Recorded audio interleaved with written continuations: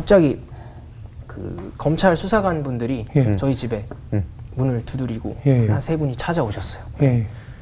그래서 저는 그분들이 오시고 이제 이게 하나님의 응답인 거를 70% 확신했어요. 왜요? 이런 미친 연애는 그만할래. 널 갈게. 나까지 원하고 가는데.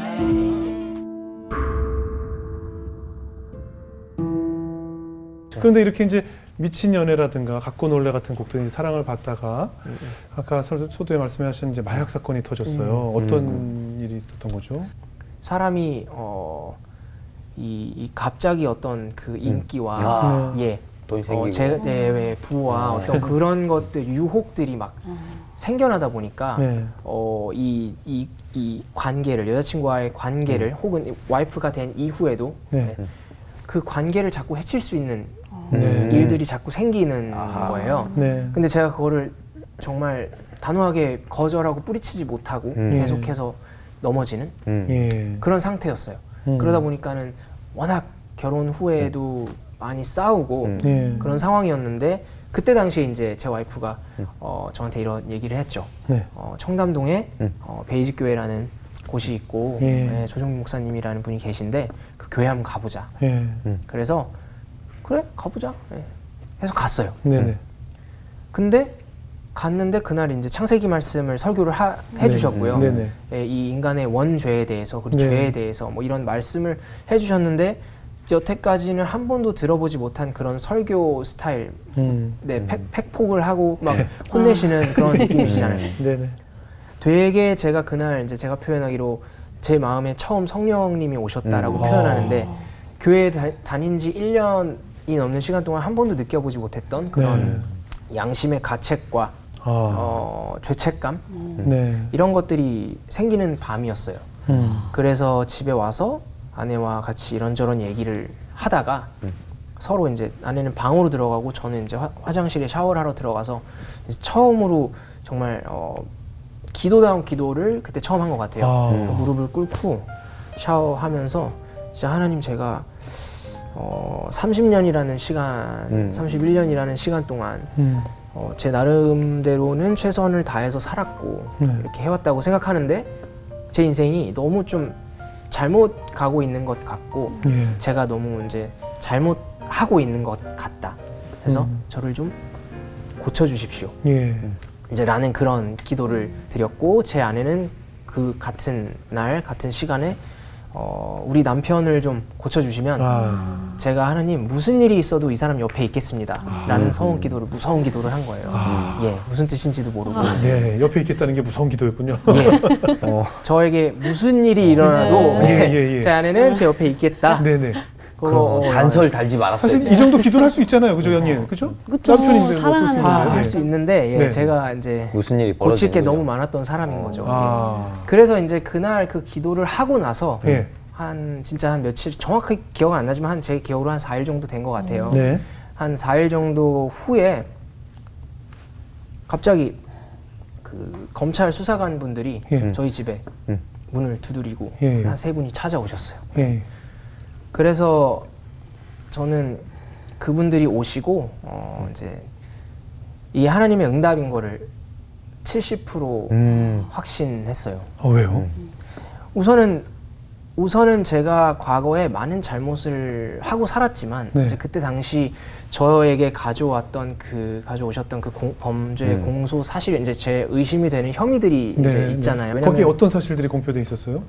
거기에 뭐 예를 들면 뭐 언제 어디서 뭐 몇 년도에 누구와 함께 무슨 마약을 했다, 마약을 저에게 받았다, 뭐 이런 내용들이 있었는데. 그러니까 이게 결혼 훨씬 이전 얘기죠. 그쵸. 왜냐면 결혼은 제가 2014년도에 했고요. 그때 당시 사건은 뭐 2011년, 12년 막 이때까지 3, 4년 전 이야기인데 돌아가는 일이었어요. 네네. 그러다 보니까 제가 뭐 그때 당시에 제가 과거에 물론 어떤 그런 약물들을 취급했던 적이 있지만 그때 당시에 제가 그런 약물들을 뭐 가까이 하고 있지는 않았거든요. 그러니까 제 상식적으로는 이게 좀 사건만 보면 말이 안 되는 거라고 생각했어요. 네네. 물론 제가 개인적으로는 저의 죄가 많은 사람인 거를 알고 있지만 네. 이 사건 자체만 보면 조금 그런 부분들이 있다라고 예. 생각을 했기 때문에 네. 이제 저의 기도 응답이라고 생각을 했던 거죠. 왜냐면 저는 기도를 했고 네. 고쳐달라고 했는데 갑자기 뜬금없는 이제 사건이 그쵸, 만들어진 그쵸. 거잖아요. 그래서 그렇죠. 저는 이 사건을 통해서 어떤 그 메시지를 주신다고 생각했어요. 너의 어떤 네가 분명히 잘못하던 것들에 대한 예. 그리고 이 사건 자체가 중요하다는 생각보다는 너에게 이 사건이 중요한 것보다 예. 너는 이 사건을 통해서 네가 완벽하게 회개를 하고 너는 완전히 다른 사람으로 거듭나서 살지 않으면 약간 저한테는 정말 희망이 없는 약간 그런 느낌을 받았어요. 그래서 네. 그 사건을 통해서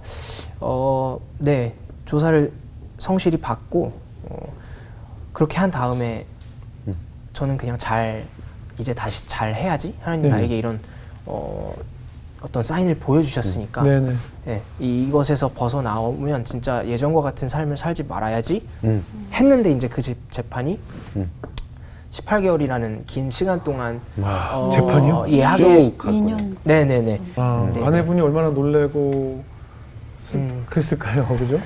그쵸. 근데 그때 아내가 저가 이제 연락을 해서 나 지금 사실 이러이러한 일이 생겨서 이제 검찰에 와 있다. 네. 라고 했을 때 제 아내가 화장실에 가서 울면서 기도를 했다고 해요. 하나님 진짜 감사하다고. 감사하다고. 네, 이제 우리 남편 진짜 고칠 수 있을 것 같다고. 어머나. 고쳐주실 거라고 했는데 아무튼 그때까지만 해도 제 아내도 정확히 제가 어떤 삶을 살았는지에 대해서 잘 모르는 상태에서 그냥 감사하다고 기도를 했는데 이제 문제는 아까 말씀드린 것처럼 사건은 2014년도였고 2011년, 12년 뭐 이런 식으로 사건이 있었다 보니까 네.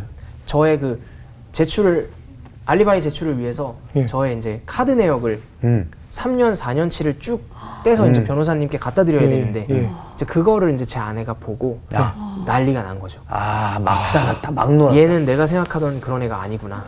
내가 생각했던 것보다 더 놀았구나 이거죠. 더 놀았다는 표현은 제가 스스로 생각해도 좀 너무 약한 것 같고요. 그냥 얘는 진짜 쓰레기구나. 얘는 진짜 쓰레기다. 이건 사기 결혼이야. 약간 이 정도예요. 그 정도요? 네, 난 속았어. 난 대충 어디 가는지 알 것 같은데요. 네, 대충 그래서 알것 같아요. 정말 부끄럽지만 그런 거를 하나님이 다 알게 하셨어요. 네. 그러니까 제가 아내 만날 때 항상 힘들었던 게 그거였거든요. 그러니까 이 친구는 백색의 어떤 온실 속의 화초 같은 사람이고 나는 어떤 흑색의 뭔가 떼탄 사람 같은 느낌. 근데 제가 나랑 같이 다니면 얘도 나한테 물이 들 텐데 그래서 제가 자꾸 저를 감추는 거예요. 자꾸 감추고 좋은 면만 보여주고 좋은 면만 보여주고 그렇게 연애를 하고 결혼까지 했는데 막상 그런 걸 다 알게 하신 거죠.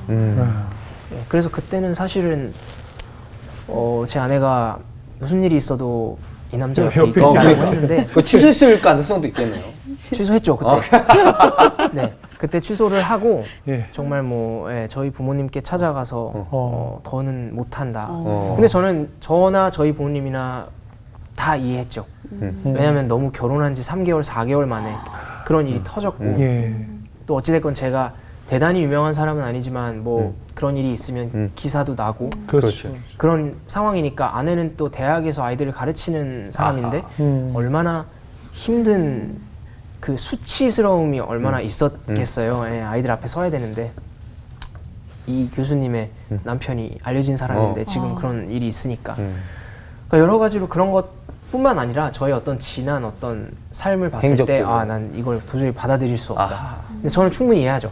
그래서 그때 그렇게 이야기를 했지만 이제 결국 장모님을 찾아갔을 때 이제 저희 부모님 찾아뵙고 저는 이제 더 못할 것 같습니다. 그래, 너가 하고 싶은 대로 해라.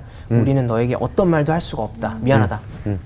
그러고 나서 장모님께 찾아갔을 때 장모님이 이제 그렇게 이야기를 하셨다 그러더라고요. 장모님도 몇 날 며칠을 계속해서 그 새벽 기도에 가셔서 저희 장모님이 제가 봤을 때 그런 분이시거든요. 하나님의 어떤 말씀에 100% 순종하시는 분. 제가 여태까지 봤던 그 누구보다도 하나님 말씀에 순종하시는 분이세요. 근데 그런 분이시니까 더 억울하셨을 거 아니에요. 딸 하나 있는 외동딸인데 결혼을 배우자 기도를 평생 해서 결혼했는데 네.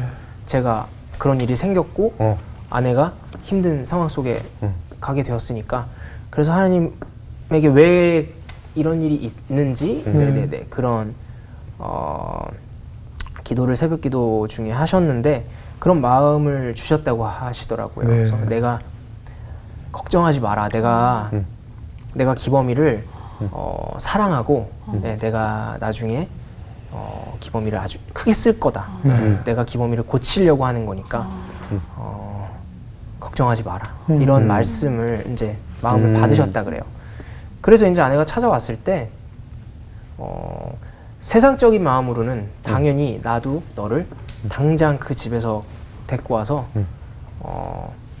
내 옆에 두고 싶지만 하나님이 이제 나한테 그렇게 말씀하지 않으셨다. 이혼이 이제 답이 아니다라는 아주 어려운 대답을 하신 거죠. 저도 지금 아이를 키우지만 네. 저라면 그렇게 못할 것 그렇죠, 같아요. 그렇죠. 네, 못할 것 같고요. 아직도. 네. 근데 그런 이야기를 해주시고 결정은 네가 해라. 네, 너에게 강요할 수 없지만 엄마가 하나님께 받은 대답은 이거다. 그렇게 해서 이제 아내가 돌아와서 혼자 기도하고 하다가 결국에는 이제 용서하기로 그렇게 마음을 돌리게 된 계기가 이제 장모님께서 그렇게 말씀을 해주신 그런 게 있었어요. 예. 네. 근데 아까 말씀 중에 이렇게 이제 수사관들 오고 막 이랬을 때 기도의 응답의 70%를 느꼈다. 그러면 대체 30%는 어디서 느끼신 거예요? 아, 네, 제가 이제 조사받고 집에 갈 줄 알았다 그랬잖아요. 근데 그러다가 이틀 밤을 유치장에서 자는데 아내가 새벽기도 갔다가 저를 면회로 왔어요. 그래서 경찰서 이렇게 조그마한 유치장에서 저한테 편지를 써서 줬는데 거기에 이제 고린도후서 5장 17절 말씀에 그런즉 누구든지 그리스도 안에 있으면 새로운 피조물이다. 이제 그 말씀 한 구절을 적어줬어요. 네. 그래서 제가 그 말씀을 이제 가슴에 처음으로 새긴 구절인데 네. 너무 희망적인 거예요. 제가 유치장 안에 누워 있는데 내가 그리스도 안에 있으면 새로운 사람이 될 수 있다고 하는구나. 네. 그래서 그 마음을 새기고 나 이제 내일 영장 실질 심사 받고 당연히 집에 가서 이제 밖에 나가서 이제 진짜 열심히. 잘 살아야지 이제 네. 이 마음 먹고 있었는데 다음날 이제 실질 심사에서 땅땅땅 구치소로 가 이렇게 된 거예요. 구속됐군요. 네, 그래서 구속 재판을 받아서 처음 이제 구치소에 갔던 날, 예. 제가 어찌됐건 그 마음을 받았잖아요. 예. 그리고 억울한 마음도 없었고 아무것도 없었어요. 저는 무조건 나는 이 기회에 나는 고쳐줘야 되고 내가 마음을 바로 먹어야 된다는 마음밖에 없었기 때문에 그래서 복도를 이제 처음 딱 방을 찾아서 처음 가는데 거기 복도에 책장이 있거든요. 네네. 그 책장에서 제가 기독교 서적 생명의 삶을 예. 하나 꺼내서 예.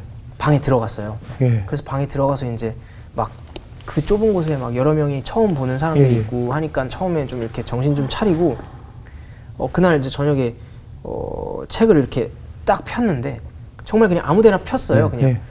근데 생명의 삶의 이렇게 한 챕터를 시작하는 곳에 보시면 위에 이렇게 그림이 막 그려져 있고 그렇죠, 그렇죠. 밑에 성경 구절 한 구절이 딱 네, 써 네, 있잖아요. 네. 근데 거기에 고린도후서 5장 17절 또 말씀 있었어. 한 구절이 예. 그러니까 제가 그 많은 책 중에 폈는데 하필 거기. 하필 거기에 그 한 구절이 딱 써 있는 거예요. 5장 17절 말씀이. 야. 그래서 제가 지금도 소름 돋고 이 얘기할 때마다 소름 돋고 그때도 소름 돋았는데 네. 그거를 보고 약간 거부할 수가 없었어요. 네. 이건 정말 내 며칠 전 기도에 대한 응답이다. 응답이고 나는 이곳에서 다른 사람이 되어서 나갈 것이다라는 어떤 그 다짐을 하게 되면서 저의 어떤 100% 응답을 확신하게 된 거죠. 네. 장모님 매일 새벽기도 하셨고 장인어른은 좀 어떠셨어요? 그러니까 장인어른 같은 경우는 원체 장인어른도 신앙이 정말 좋으신데요. 네. 워낙 이렇게 꿈 같은 그러니까 예지몽 같은 걸 좀 꾸시는 그런 경향이 좀 있으세요. 그래요. 그래서 그때도 제가 그 검찰 수사관이 들이닥쳐서 네. 검찰에 잡혀갔던 그날도 저에 대한 안 좋은 꿈을 꾸셨어요. 꾸시고 미리. 그래서 연락을 하셔가지고 예. 저한테 전화를 했는데 제가 잡혀가 있으니까 전화가 안 되잖아요. 예. 그래서 이제 제가 어디에 있는지, 그러니까 워낙에 촉이 좋으세요. 촉이 정말 좋으세요. 이렇게 말씀드리면 좀 표현이 자기가 맞는지 촉이 모르겠는데, 네. 감이 좋으세요. 감이 좋으신 건 거죠. 네. 그러시다 보니까 본인이 이제 수소문을 스스로 예. 하셔가지고 예. 제가 이제 어디 경찰서에 잡혀 있다. 이거를 알아내셨는데 그때 안도하셨다 그래요. 근데 저는 그것도 되게 일반적이지 않다고 생각하거든요. 네. 왜냐면 내 사랑하는 딸의 그렇죠. 내 남편 되는 사람이 나의 사위라는 놈이 그러니까 결혼 얼마나 화날 거야. 네, 결혼한 지 3개월, 4개월 만에 그러니까. 경찰서에 가입해요. 잡혀갔어. 네, 뭔 일인지도 일단 모르겠지만 거기 잡혀가 있으면 뭐 좋은 건 아니잖아요. 그럼에도 불구하고 안도하셨다는 포인트가 그러니까 얘가 죽지 않고 살아있구나. 그러니까 본인이 생각하셨을 땐 제가 정말 더 안 좋은 일이 있다고 이제 생각을 하셨는데 그런 거 아니라고 생각을 하시니까 안도를 하셨다고 하고 나중에 이제 저를 그 사건이 있은 이후에 처음 이제 만나서 이야기할 때 정말 저는 정말 약간 쥐구멍이라도 숨고 싶었거든요. 너무 죄송스럽고 막 그런 상황이었어요. 얼굴을 볼 면목이 없고 죄송스럽고 막 숨고 싶었는데 정말 웃으시면서 들어오시면서 그냥 딱 한마디 하셨어요. 야, 기범아, 너 이제 하나님한테 코 꼈다. 어머나. 네, 딱 그 한마디 하셨어요. 너 이 자식, 너 어떻게 이럴 수가 있어? 너 앞으로 똑바로 살아야지. 어머나. 이것도 아니에요. 예. 너 이 나쁜 놈 새끼 이거 아니에요. 그러니까 오히려 그게 제가 예상했던 어떤 건데 그냥 웃으시면서 야 기범이 너 이제 하나님한테 코 꼈다 이렇게 말씀하시는데 야. 그게 오히려 그런 표현이 오히려 저한테는 내가 진짜 똑바로 살아야겠구나라는 거를 너 똑바로 살아야지 이게 아니라 그게 오히려 저를 그렇게 다짐하게 했던 어떤 그 제가 여태까지 어디서도 느껴보지 못했던 크리스찬이라는 사람. 이 사람 크리스찬인데 항상 나랑 똑같은데 이 사람 교회 다니는데 나랑 똑같이 죄 짓고 사는데 이 사람 뭐 목사님인데 나 뒤에서 나쁜 짓 하는 거 내가 알고 있는데 예를 들면 감동이 없었는데 처음으로 예수님 믿는 사람에게서 감동을 받은 게 이제 장인 장모님이었고 네. 정말 훌륭한 장인 장모를 만나셨네요. 네네 그 전에 뭐 그게 훌륭한 아내를 만났기 때문이겠지만. 네 그게 제 신앙의 시작 그렇겠네요.